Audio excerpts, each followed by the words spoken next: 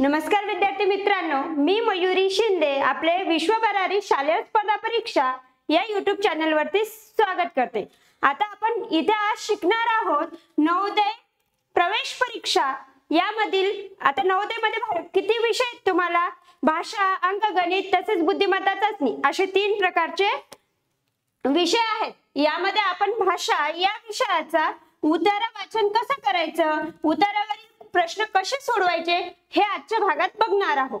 मग आता भाषा विषयाला किती मार्क्स असतात, काय असतात हे तुम्हाला अगोदर मी तुम्हाला सांगितलेलं आहे। एक प्रश्न 1.5 मार्काचा असतो आणि यामध्ये किती तब्बल एका उतारावर 5 प्रश्न, टोटल 4 उतारे, 4 उतार्यावरती 20 प्रश्न, एकूण आपल्याला 20 प्रश्न विचारलेले असतात। आता हे प्रश्न कशा पद्धतीने सोडवायचे, काय कसे आणि कोणती मेथड आपल्याला सोपी जाईल।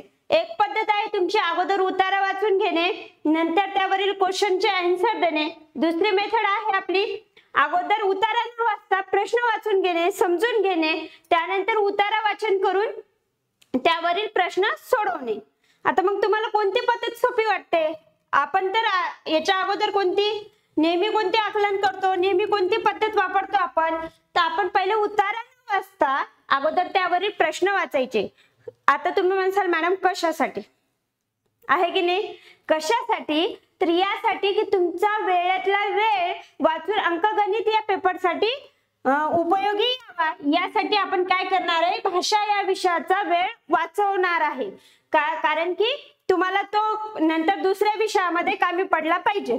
तर चला मग आता काय करायचं आहे, आपल्याला उतारा न वाचता डायरेक्ट त्याच्यावर प्रश्न वाचायचे। आता तुम्ही काय म्हणसाल मॅडम एवढे दिवस आपले लेक्चर नाही झाले, आता बघा आपल्याला काय करायचं आहे, आता रेग्युलर आपल्याला या चॅनल वरती काही ना काही कंटेंट तुम्हाला नवोदय या विषयाचं मिळणार आहे। त्याचबरोबर स्कॉलरशिपचेही पेपर तुम्हाला इथे सॉल्व्ह करून मिळणार आहेत।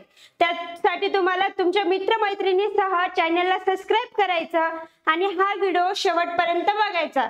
मग काय करायचं आहे, आपल्याला व्हिडिओ शेवटपर्यंत बघायचा, त्यानंतर चॅनलला सबस्क्राइब करायचं आणि या व्हिडिओची लिंक इतर आपल्या मित्रमैत्रिणीलाही द्यायची, कारण की आपल्यासोबत त्यांचाही फायदा झाला पाहिजे। तर चला आता आपण इथे उतारा वाचन करण्यास सुरुवात करू। तर आता उतारा वाचायचा आहे का? पहिला आपण उतारा इथे घेतलेला आहे नदीचा, शॉर्ट बट स्वीट असा उतारा आपण इथे घेतलेला आहे, कारण की काही उतारे खूप छोटे छोटे येतात। मग यावरील प्रश्न कसे सोडवायचे पटापट, कसे सोडवायचे, कशा पद्धतीने सोडवायचे हे आपण इथे बघायचं आहे। आता तुम्ही म्हणसाल मॅडम या उतार्यावर व्याकरण किती मार्काचे येते? आता इथे व्याकरणाचा सुद्धा भाग येतो ना, कारण की 3 प्रश्न तुम्हाला उतार्यावर आधारित असतात। 2 क्वेश्चन हे तुम्हाला कसे असतात, उतार्याच्या बाहेरील म्हणजेच व्याकरणावर आधारित असतात। म्हणजे उतार्यातील एखादा शब्द तुम्हाला विचारतील, त्याचा समानार्थी, विरुद्धार्थी किंवा एकाचं अनेक वचन किंवा त्याचं क्रियाविशेषण, विशेषण, क्रियापद हे सगळं तुम्हाला तिथे विचारण्यात येईल। त्यामुळे तुम्हाला या सोबत तोही अभ्यास करायचा आहे। या अगोदरचे व्हिडिओ तुम्ही बघितले नसेल तर बघून घ्या। समानार्थी, विरुद्धार्थी, एकाचे अनेक वचन, क्रियापद, विशेषण काय कशात काय म्हणतात हे तुम्हाला तिथे दिलेलं आहे। आता तुम्ही म्हणसाल एखाद्या वेळेस हा प्रकोष्ठ तुम्ही जे सांगितलं विशेषण, क्रियाविशेषण, एकाचे अनेक, समानार्थी, विरुद्धार्थी यापैकी काय झालं नाही मॅडम?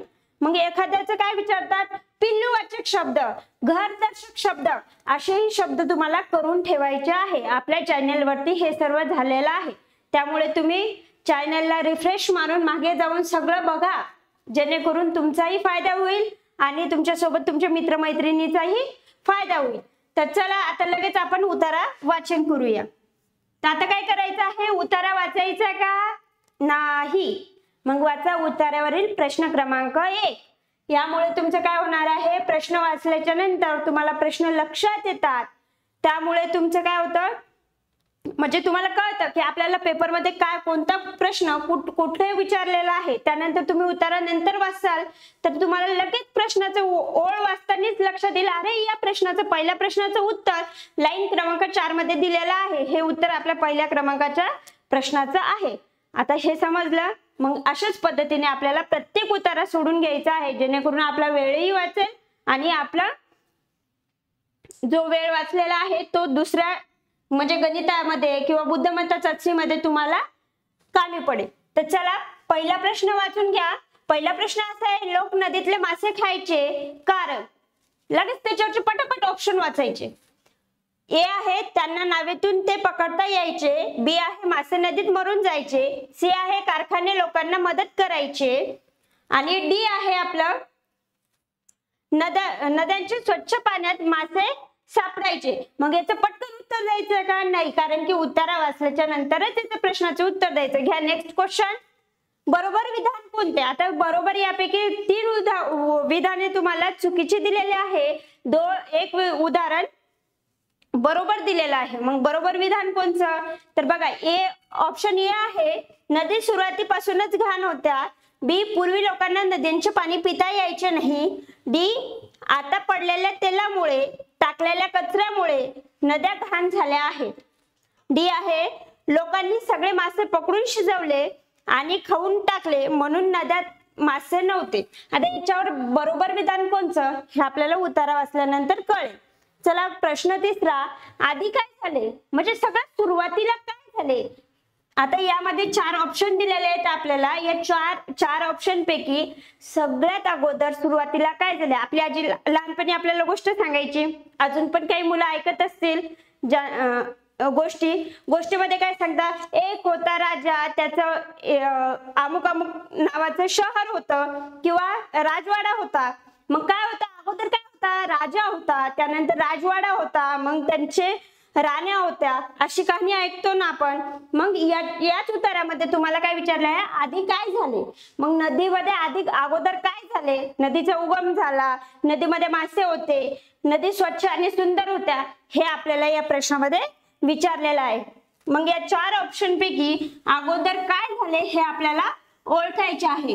वाचा मग. पर्याय क्रमांक ए नद्यातून मासे नाहीसे झाले. बी कारखान्याच्या नावा नद्यामध्ये उतरल्या. डी नद्या स्वच्छ आणि सुंदर होत्या. डी शहरामध्ये अधिकाधिक कारखाने झाले.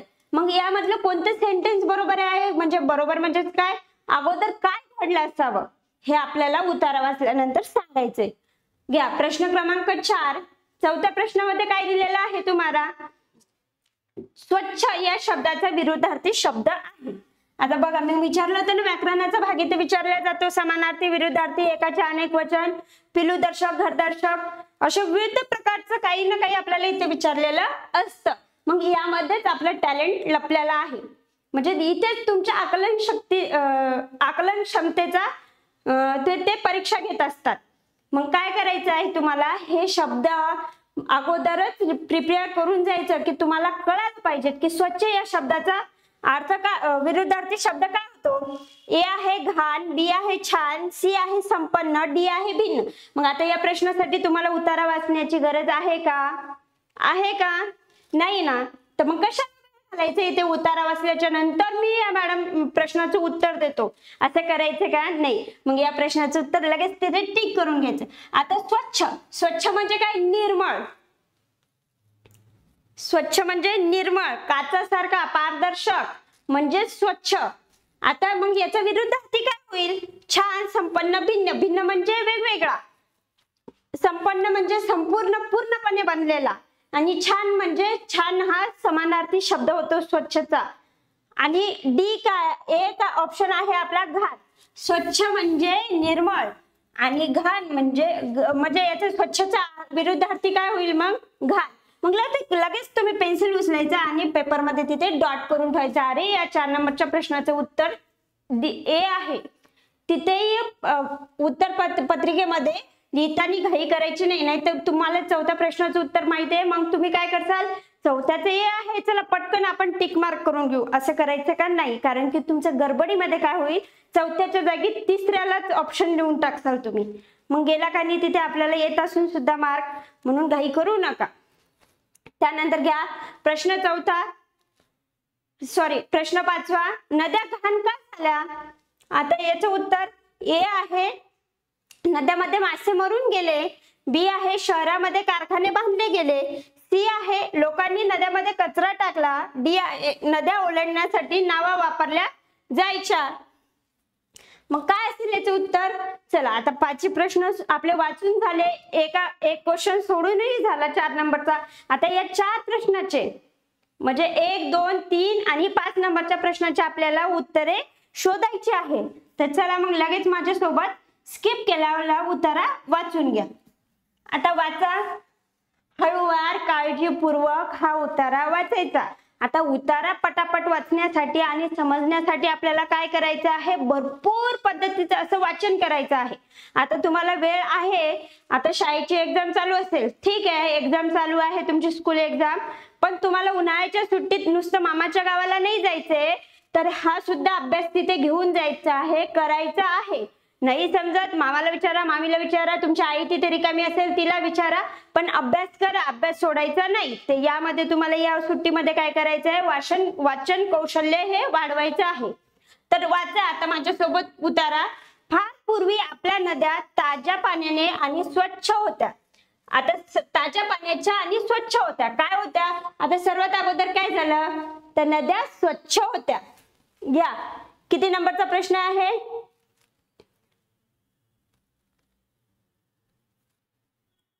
या आधी काय झाले? प्रश्न क्रमांक 3 सापडला. ओळ क्रमांक पहिल्याच नावाच्या ओळीमध्ये आपल्याला याचे उत्तर सापडलेलं आहे. नद्या काय होत्या अगोदर? स्वच्छ आणि सुंदर होत्या. झाला एक प्रश्न, तेव्हाच लक्षात आलं तुम्हाला की या प्रश्नाचे उत्तर काय आहे? स्वच्छ आणि छान होत्या. घ्या, वाचा पुढे. इतक्या स्वच्छ की लोक नदीचे पाणी प्यायचे. त्या नद्या माशांनी भरलेल्या असायच्या. लोक त्यांना पकडायचे आणि शिजवायचे. काय करायचे? त्या अगोदरच्या काळामध्ये नद्या भरभरून अशा माशांनी भरलेल्या होत्या. लोक माशांना पकडायचे आणि शिजून खायचे. आधीच्या काळाच्या ओघात लोकांनी कारखाने आणि शहरे वसवली. मग काळाच्या ओघात लोकांनी काय केलं? कारखाने, शहरे असे मोठमोठाले विकसित असं कारखाने वगैरे शोधून काढले आणि शहरे वसवली. नदीच्या पाण्याचा वापर नावातून सामान, कोळसा आणि तेलाची वाहतूक करण्यासाठी होतो. कधी कधी ते पाण्यात पडते. लोक कचरा आणि घाण पाणी नदीमध्ये टाकतात. ते म्हणतात आमच्या कचऱ्याने फार काही फरक पडत नाही. मग लोक काय करायचे? जहाजाचा वापर, नावेचा वापर सामान, कोळसा आणि तेलाची वाहतूक करण्यासाठी करत होते. कधी कधी तो घाण कचरा, तेल नदीमध्ये पडायचे आणि लोक काय म्हणायचे? यांनी फारसा काही फरक पडणार नाही.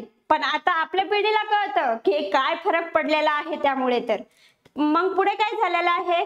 पण आता नद्या इतक्या घाण झाल्या आहेत की त्यांचे पाणी पिता येत नाही आणि मासे मरून गेले आहे. या घाणीमुळे, दुर्गंधीमुळे काय झालेलं आहे? त्यामधील मासे असे नाहीसे झालेले आहे. मग मासे नाहीसे झालेले आहेत.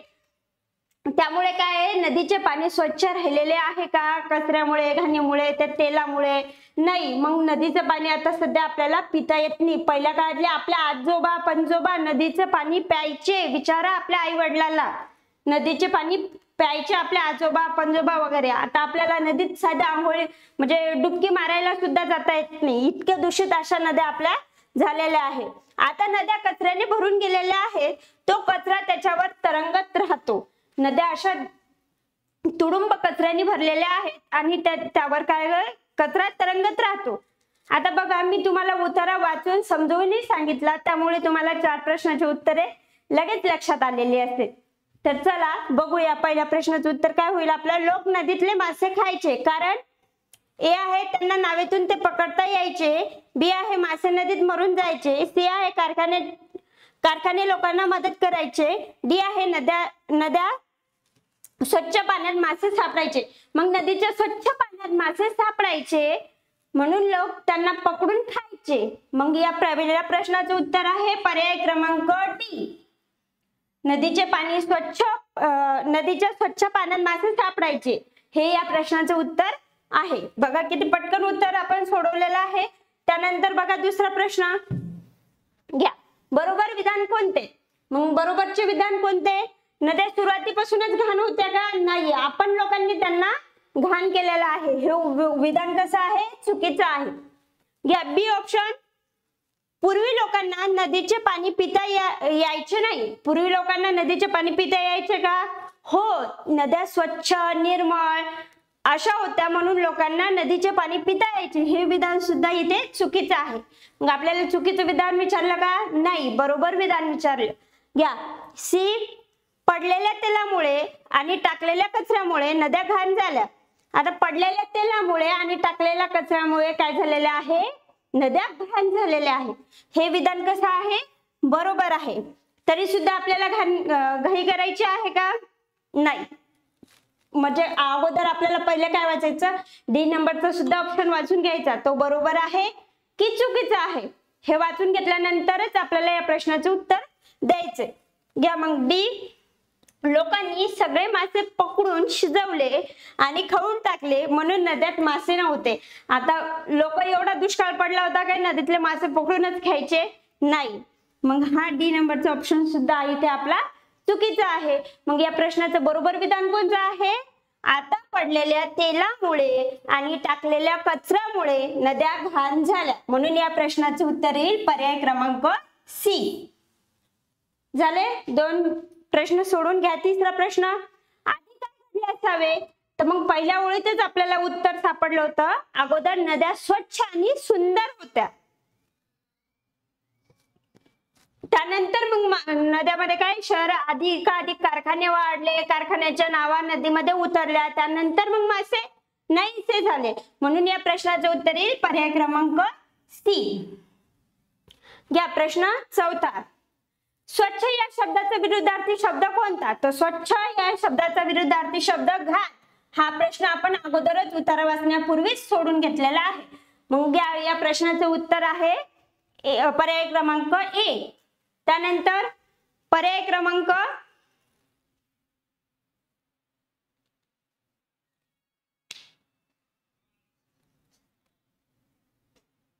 प्रश्न क्रमांक 5, नद्या स्वच्छ, नद्या घाण झाल्या कारण ए, नद्यामध्ये मासे मरून गेले, बी, शहरामध्ये कारखाने बांधले गेले, सी, लोकांनी नद्यामध्ये कचरा टाकला, डी, नद्या ओलांडण्यासाठी नावा वापरल्या जायच्या. मग आता आहे का नाही कन्फ्युज करणारा प्रश्न आला ना? मग या प्रश्नाचं उत्तर काय?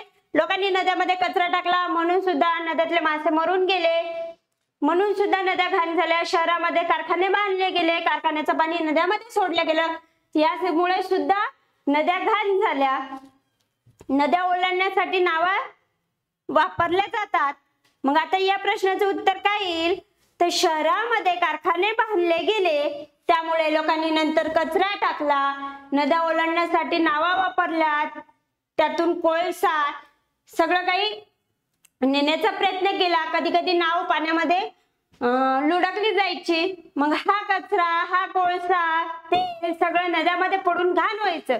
मग पहिला अगोदर सुरुवातीला काय झालं हे आपल्याला इथे बघायचं. सुरुवातीला नद्या स्वच्छ होत्या, त्यानंतर शहरामध्ये कारखाने बांधले म्हणून हे 3 कारण आपल्या नदीला घाण करून गेले. मग या प्रश्नाचं उत्तर काय येईल? सुरुवातीचं कारण आपल्याला शोधायचं आहे. शहरामध्ये काय कारखाने बांधल्यामुळे ह्या समस्या वाढल्या म्हणून या प्रश्नाचं उत्तर येईल पर्याय क्रमांक बी. असा क्वेश्चन आला तर काही घाई करायची नाही, गडबड करायची नाही, घाबरायचं सुद्धा नाही. फक्त अगोदर बघायचं की सगळ्या सुरुवातीचं मेन कारण काय आहे की असं घडलं. मग ते मेन कारण शोधलं आपण. यामध्ये या प्रश्नाचं मेन कारण काय आहे? शहरामध्ये कारखाने बांधले गेले त्यामुळे ह्या 3 समस्या उद्भवल्या, त्यामुळे नद्या घाण झाल्या. मग या प्रश्नाचं उत्तर काय येईल? शहरामध्ये कारखाने बांधले गेले. आलं? झालं. आता 5 प्रश्न सोडून आपण बघा याच पद्धतीने आपल्याला प्रत्येक उतारा सोडवायचा आहे. हा पहिला उतारा होता म्हणून आपण यामध्ये एवढा वेळ घातला. यानंतर 20 मिनिटांमध्ये मी तुम्हाला 2 उतारे सोडून दाखवणार आहे. पण तुम्हाला पेपर मध्ये तुमचे तब्बल 10 मिनिटांमध्ये 5 मिनिटात एक उतारा सोडून झाला पाहिजे. इथे मला का बरं तुमच्यापेक्षा डबल टाइम लागतो? मला तुम्हाला समजावून सांगणं लागतं उतारा कसा वाचायचा, प्रश्न कसा आहे, उतारा फोडून दाखवायचा की उतारामध्ये मेन काय तुम्हाला शिकवलेलं आहे, जेणेकरून तुमच्या उतारा पूर्ण मध्ये तुमच्या माइंड मध्ये फिट झाला पाहिजे. कारण की मी शिकवलेला जर उतारा आला तो उतारा न वाचता तुम्ही या प्रश्नाची उत्तरे तिथे लिहिले गेली पाहिजे. चला समजलं? आता तुम्हाला हा खरंच समजलं असेल तर चॅनलला सबस्क्राईब करा, व्हिडिओला लाईक करा, तसेच आपल्या इतर मित्रमैत्रिणींपर्यंत हा व्हिडिओ शेअर करा, जेणेकरून तुमच्यासोबत त्यांचा सुद्धा फायदा होईल. तर चला भेटूया नेक्स्ट व्हिडिओमध्ये. थँक्यू.